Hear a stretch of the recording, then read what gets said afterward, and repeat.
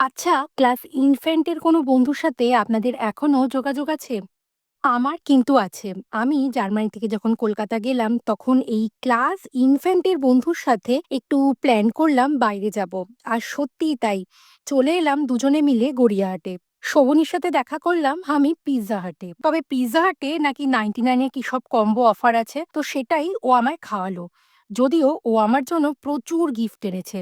এই যে লাল সুন্দর গোলাপ, তার সাথে চিকার জন্য অনেক, অনেক কিছু। তো ওর সাথে খুব সুন্দর সময় কাটালাম।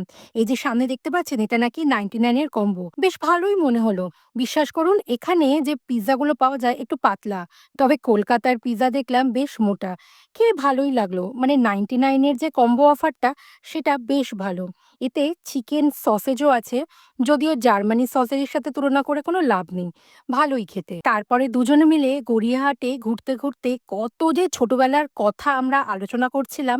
মানে কবে থেকে আমাদের বন্ধুত্ব, মাঝে কত কি আমাদের জীবনে ঘটে গেছে।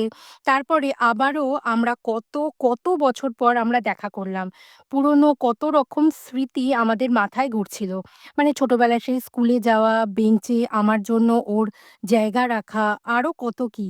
কিন্তু সময় না থেমে থাকে না। ওরও একটু জলদি যাওয়ার ছিল, আর আমারও বাড়ি ফেরার তাড়া ছিল। এইটুকু সময়ের মধ্যে আমরা ছোটবেলা থেকে এই যে বড়বেলা, এই সময়টা যেন টুক করে কাটিয়ে ফেললাম। আবারও দেখা করব সামনে বছর যদি যাই ইন্ডিয়াতে তবেই। তবে এই যে সময়টা কাটালাম, বিশ্বাস করুন, মনে থাকবে সারা জীবন। বন্ধুত্বের এইটুকু সময়, এইটা যেন আমাদের কাছে এক সম্পদ হয়ে থাকলো। শোভনী, খুব ভালো থাকিস, খুব জলদি আবার দেখা হবে। তো দেখা হবে আপনাদের সাথেও আবার পরের ভিডিওতে। সবাই ভালো থাকবেন।